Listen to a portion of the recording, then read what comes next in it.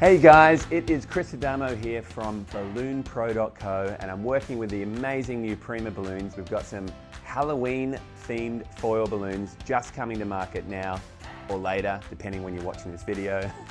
We're going to showcase these new Halloween foils, but we're going to do it in creating a marquee, which is a beautiful product for as a deliverable, as a gift, or decor. Like the marquee design is so versatile. We've got some great tips, great tricks, and great balloons, so stay tuned. And here we are. So look, I'm so excited. A couple of the Prima balloons. Here's that beautiful paper packaging that we've all seen and heard of. Some of these are just gorgeous. We've got some examples of the textured ink. So it's that beautiful sort of matte finish with the gloss on top. Other things of note are this like silver ghost here is gorgeous with that sort of subtle iridescent tone. Just something so different, isn't it? So in this video, we're going to go through a couple of techniques, particular as a marquee. We're all in our own little islands creating our own methods here, and this is the method that we've come up with. Through trial and error, I always like to look back on the work that I've done and think to myself, how can I improve on this method or that method? How can we standardize the process so that my team can go forward and we have a quality product and build based on the best methods available to us. So this is what I'm sharing with you today with our Prima balloons, of course. Now, the latex we're going to use is pumpkin. Okay, so the foundation will be entirely pumpkin, and we're going to then add lots of detail on top of that and other tones, textures, colors as we go. So we've got 11-inch and 5-inch pumpkin. Let's just start with the base. Now, the foundation essentially is a alternate size pack. So we have roughly about 9-inch, okay? So using the Precision Air, it's 1.0 on the PA. Works out about 9-inch as pairs. And then for our smaller size, it's generally when I'm doing an alternate size pack, I just halve it. Right, so 1.0 halved is 0.5. Now, I haven't checked this. I'm guessing it's about 6 inches or so, 6-7 inches. So it's quite a simple formula just by halving it when using the PA, provided you're not using the reducers. So these are 11-inch deflated, and we're going to show you that quickly. So let's start. We'll grab our pumpkins just to go through the whole process, start to finish. Just double check our setting here. So 1.0, 1 second, 0.1 of a second. Now, I like to round the balloons a little bit and then tie our knots quite tight. So wrap it around once, make that loop, tie it off. Okay, so that's our pair of 11-inch. Now, when we do our smaller size, as I said, we're going to be reducing 0.5. I like to pull it over the valve of the inflating machine a little more so that we're inflating to the body of the balloon and not so much the neck. The reason I'm doing that is because I'm going to try and squeeze out as much of the thickness of the latex so the color is a bit more consistent to a larger inflated round. So another way we can do that is I actually grab my hand around the body of it and it pushes more of that latex out and I wrap it a bit tighter. If you had two hands, you can see by pushing it like so. But I find just with that one hand, just to give it a bit of a squeeze, it pushes the latex up and the color is more consistent. Okay, so that will form our smaller size. So alternate size pack, bigs and smalls. Now generally what we do with our alternate size packs is we would be building a wall, and in which case we're going to tie it to some sort of a line, and it's going to be built in a linear form. But what I've learned with our deliverable marquees in particular is they're a bit too light, a bit too flimsy just in that method. So I need to give it some structure. So we started building it that way and added some water weights just to feel a bit heavier. You know, heavier feels a little more valuable. And then I noticed with all the framing and everything we do, we have hundreds of pieces like this, just little offcuts. This is electrical conduit. Offcuts of aluminium or steel or whatever it can be, a broken aeropole, anything. Just lying around, and it gives it a bit of weight, but it gives it also a bit of rigidity. So rather than building on a line, I'm going to build it straight off something that's just lying around. Something even a little longer than what you want, and we just cut it back later. So we like to start with the larger size. So I've got a pair and a pair. Pair and a pair. Wrap it around twice, and then I grab the pole, wrap it around the pole twice or 3 times. So alternate size pack, big, small, big, small, big, small, and so on.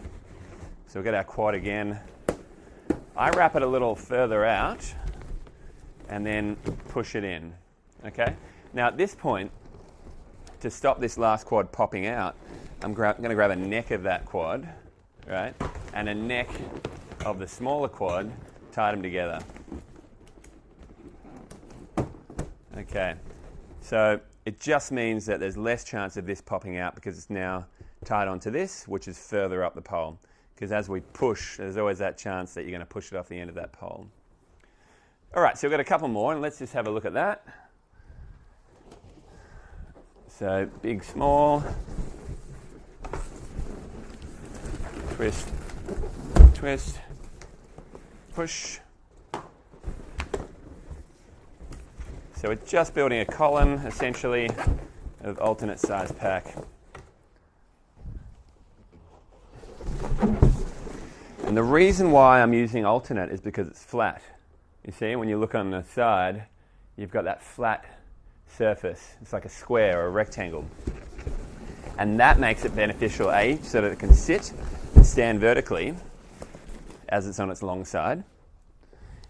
Also, it gives us the advantages when we attach some of the foil balloons for the detail, we can face them in the direction that we wish.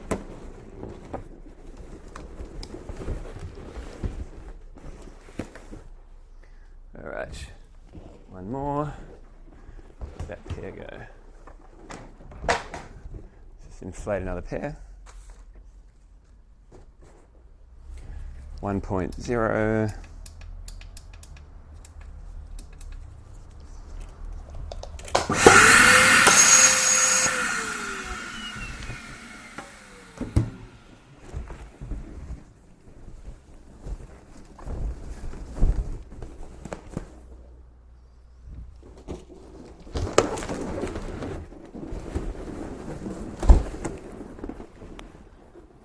You know what? Let's stop at that. Okay, so with our electrical conduit, you can get these great little cutters, right? And they just come through nice and clean. Just tighten it.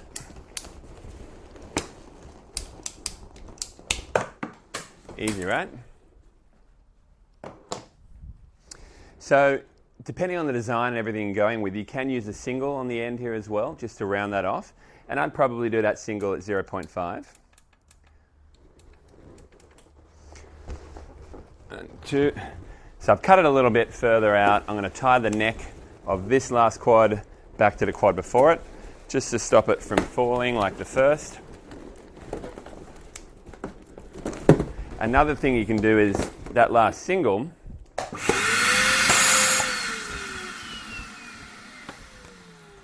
you can use it to tie back to that quad just before it.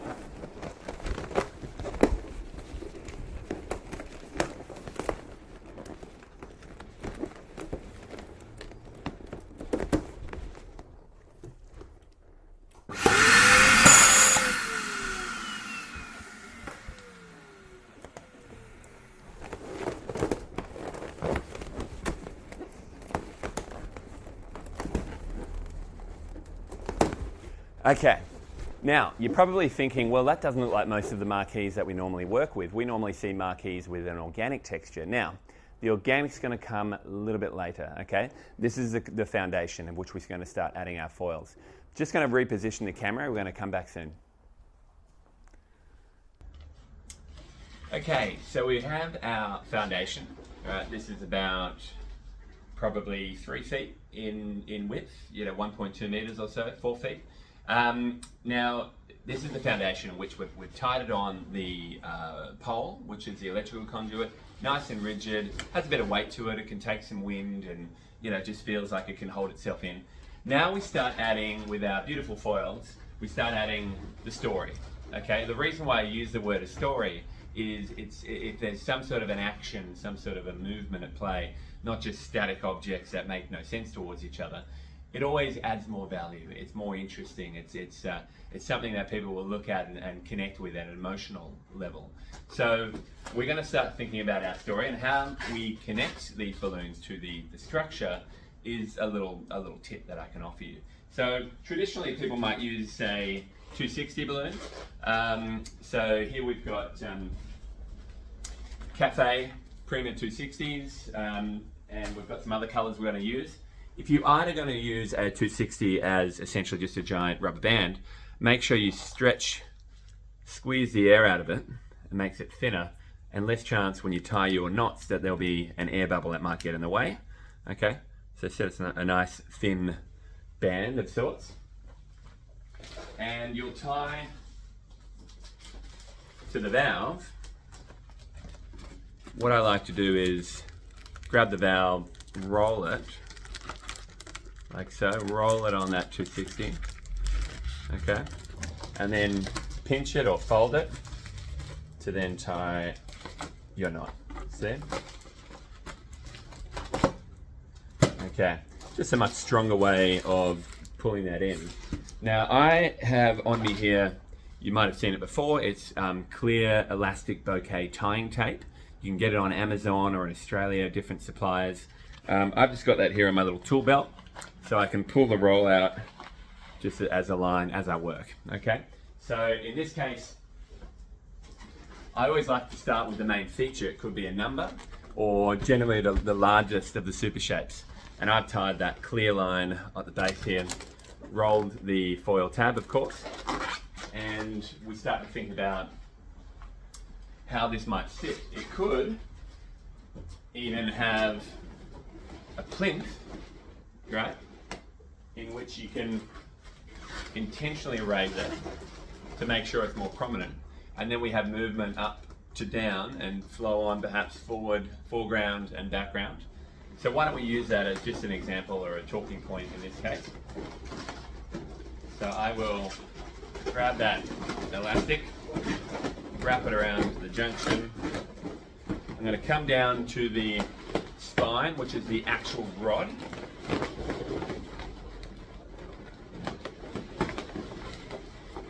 Wrap around, bring back up. I'm going to wrap now on this side of the rod.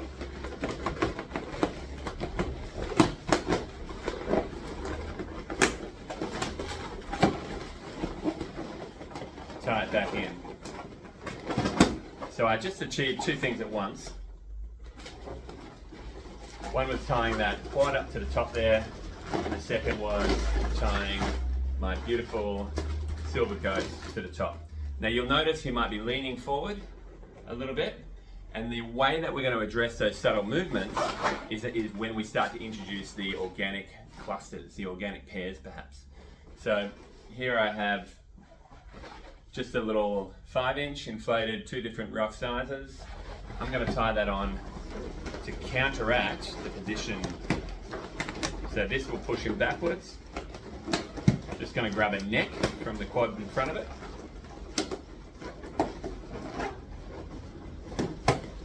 Alright, so that's pushed him back. Grab another quad and tie it to behind. Grabbing a neck.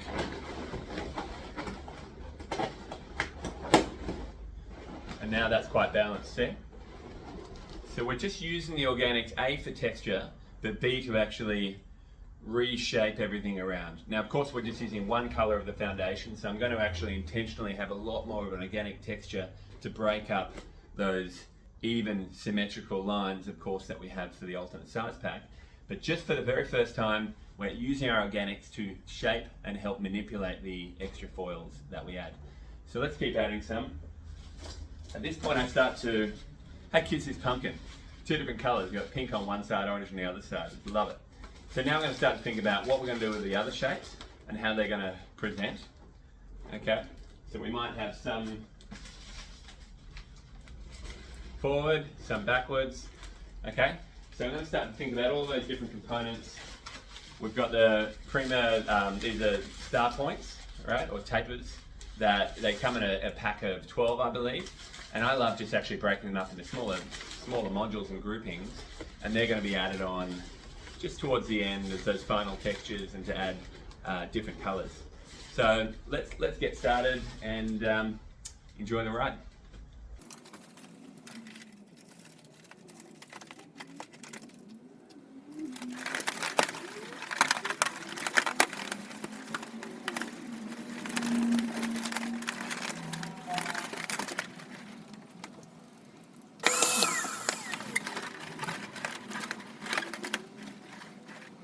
So here I think it'd be quite cute to have the smaller pumpkin just sitting directly under it, like a mummy and baby pumpkin. So in this case, it's going to be different. Rather than a downward pressure where we use the neck of the foil pulling down, we're going to actually just use clear sticky tape to hide that, right? In which case we want to use quite a bit. It's about 1.5 inches on the valve, and then 1.5 inches or so on the balloon itself. And I'm going to use then these U-Glue Pro adhesive dots, which come in these great little squares. So I just line it up where I want it to sit. All right, I think that's good. So I've got 3 points of contact here. I've got 1, 2, 3. Okay, so I'm looking at my first one just there. All right, my second one, just holding it with my finger just there.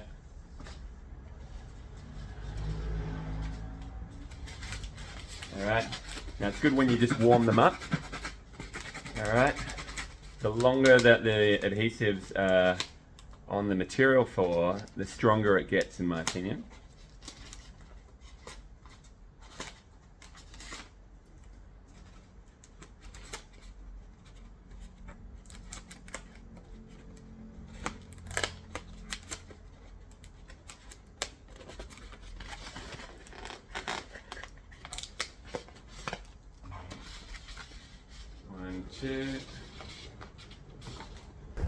Cute. Okay, so now at this point, let's start looking at all the other elements at play. I'll bring it here so we can see it all a little bit better. We've built this really cute witch's broom out of our Prima modelling balloons. We'll show you that at the end of the video. So we're thinking how that'll join in here.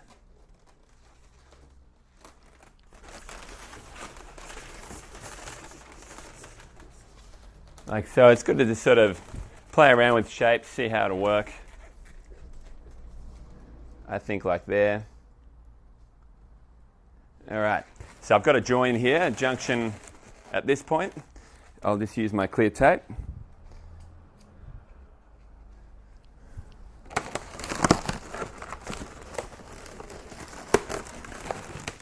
I've also got this extra detail here. And I'm going to use some of the dots again just to pull that in and hold it tight.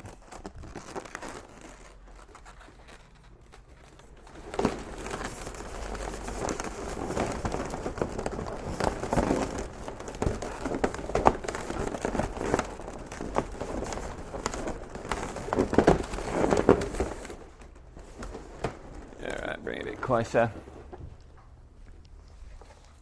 Let's get our dots. 1,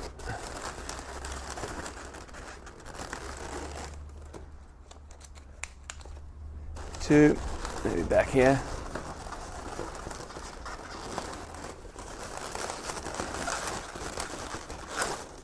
All right, there we go.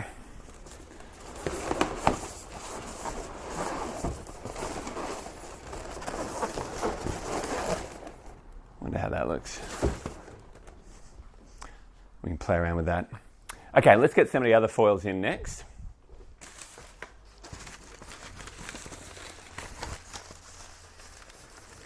What do you think? I always like the idea of it growing at the base, right? So the base coming back here gives it an opportunity to sprawl forward, okay? So love the idea of something not just being two-dimensional, not just being up and across, but also up, across, and out if we can. If we can play with foreground and background. So I see that as a great opportunity to place that there. We've got another cluster of 3. We want to be inconsistent, okay? So we don't want to have repetition of the same thing. We want it to come out at a different point so that we're breaking the mold. There's no symmetry in this particular piece, okay? So let's go add those in.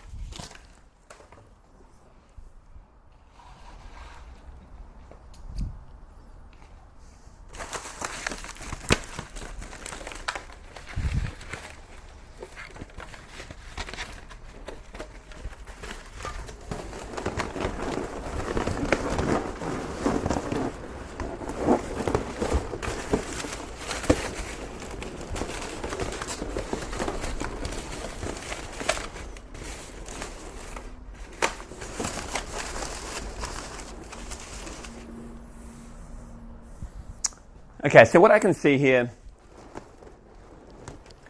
I don't like that there's a 3 and a 3, okay? So, of course, you can change the quantities as you wish. Let's bring this down a bit so you can see it. There we go. So let's get one more of our Prima black taper foils. I'm just going to use the Legenda here to inflate it. Nice and slowly.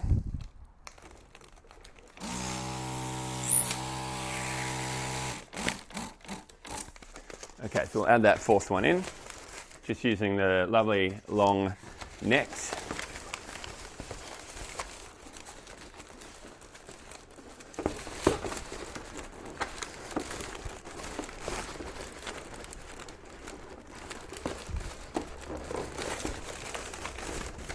Okay, so that's looking a bit better. And then lastly, we've got our trick or treat. And we'll just sort of look around where we want that to go.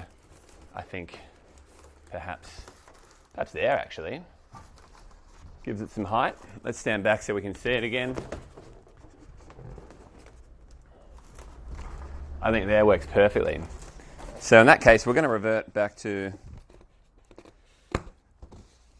just taping the valve back. Now, if you're having an issue with adhesive sticking, what we do is we get a permanent marker. So here we go. Our contact point is there, which is just here.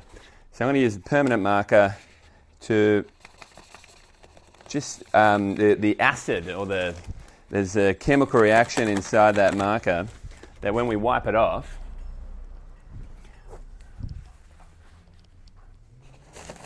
it just gets rid of the shine and allows our dot to stick much, much better. There we go. Okay, so that's one point. And then the other is just here.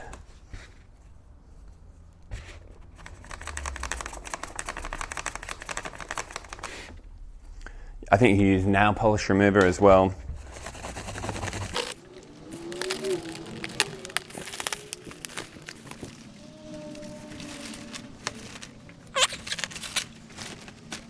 Okay, so now we're thinking about finishing touches, which means we need to add more of our organic texture.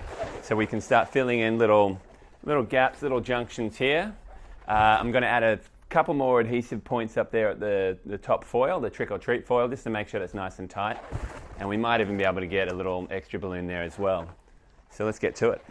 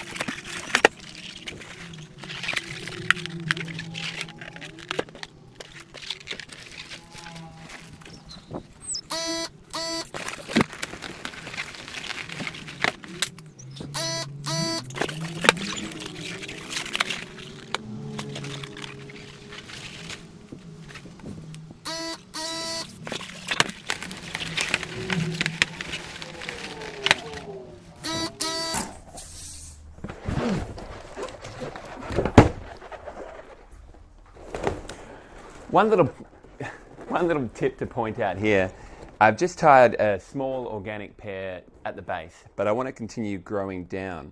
So I've tied, as before, neck to neck, okay? So that pear tied to a neck of the 11-inch.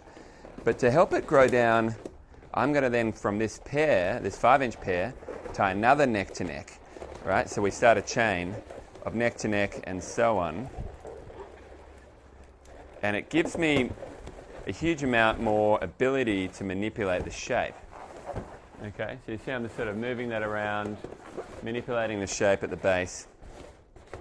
Okay, and I can continue in that way. They're all getting pulled in, so it's tight, but I can actually then pull that shape out in different ways.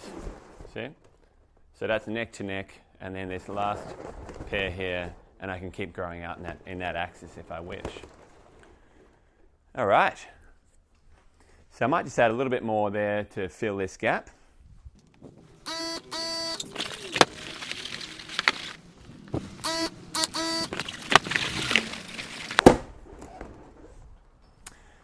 So adding that last little pair behind just sort of integrated our ghost a little bit more with the texture of the organics. What I love about these Prima balloons, those long necks you can use by neck to neck to neck, and you've got so much elasticity to pull and tweak and style. So let's see if we can, a bit harder because it's just big enough that you can't quite see it at this angle. So we'll bring it back a bit for you. There we go, that's our finished piece. So I was leaving it for the witch's broom. It was just sort of hanging around here. What we're going to do is we'll just tie that last piece in just with one more dot, just over here.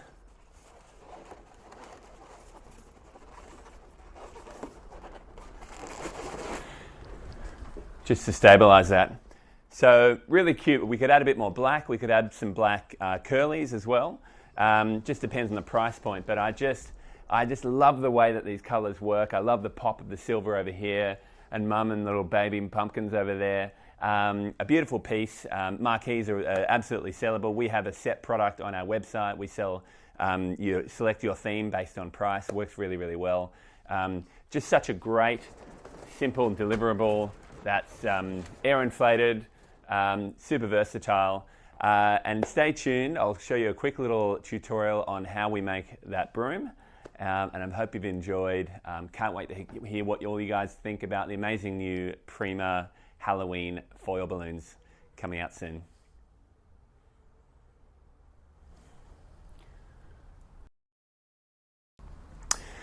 Hello everybody, Chris Adamo from balloonpro.co and Prima Balloons. In this quick video, we're going to show you how we made our amazing witch's broom, which was just an accent for the marquee that we just designed in the marquee video that we're working on for Halloween. So really exciting. I'll put this over here. You can just see how important that is just to have a custom-made accent. It just adds so much value to our pieces, and it really only uses a few balloons. So here we have Prima Cafe and Glam Gold. So if you haven't tried them yet, give them a go. Amazing 260 balloons just out. So what we did in this case, the bristles of the broom were the Glam Gold, and then the handle was the Cafe with a few other extra little accents there too. Using our legenda, I like to just inflate to no particular size. All right, we are going to give it a burp where we release that little bit of air. Do our first bubble, so we pinch just about an inch or so, grab the neck and twist our bubbles. Okay, so that's the starting point. We're going to then come back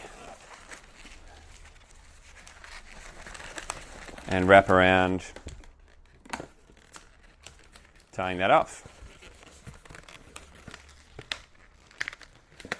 All right, next up, keep inflating.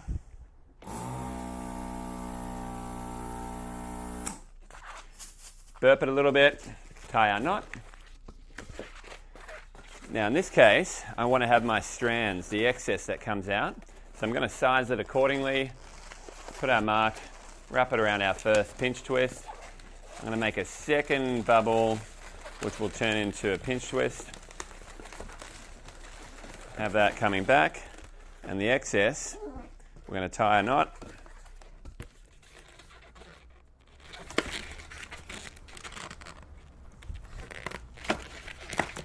And cut it off. We'll do that one more time.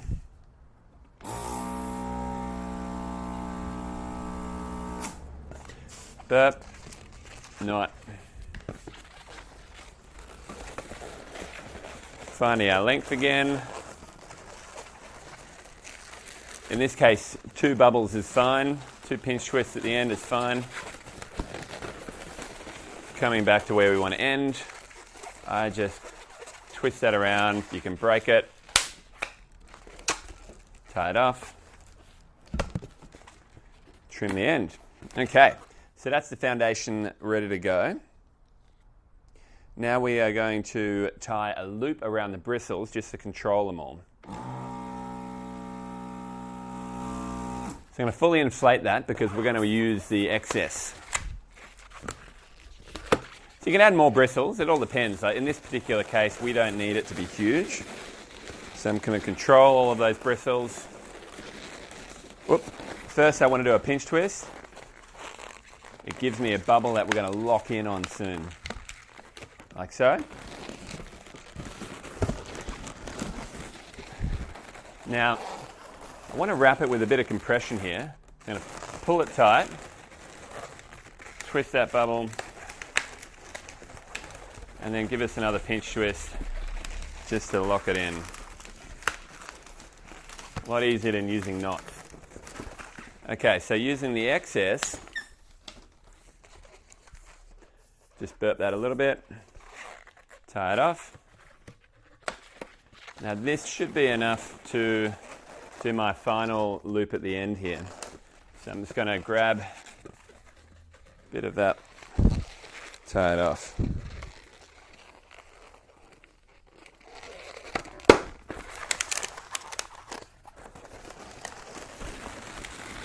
Okay, so that'll work. All right, now for the handle.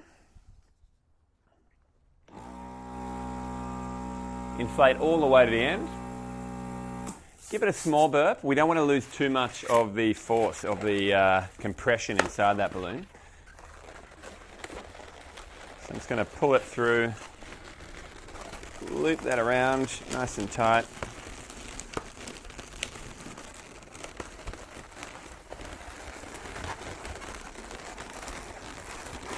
Okay, now to give it some shape. So this is the reason why we needed that balloon tight. We're going to use what's called a shock twist or a shock pinch. All right, so you just bend it 180 degrees. The whole idea is we want to stretch the top of the latex here while leaving the underside unstretched, so it's tighter and looser at the top.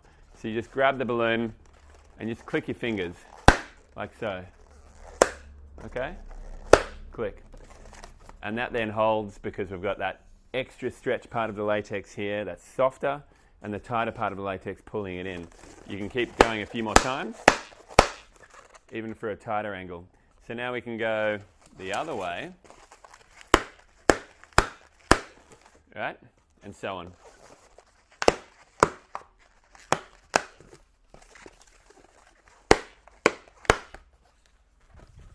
You can just sort of manipulate that shape as you will, whatever angle you want to come out at. And then we have a very fast, what is that? I think we used about 5 260 balloons, witch's broom, that is invaluable when we add it to other pieces.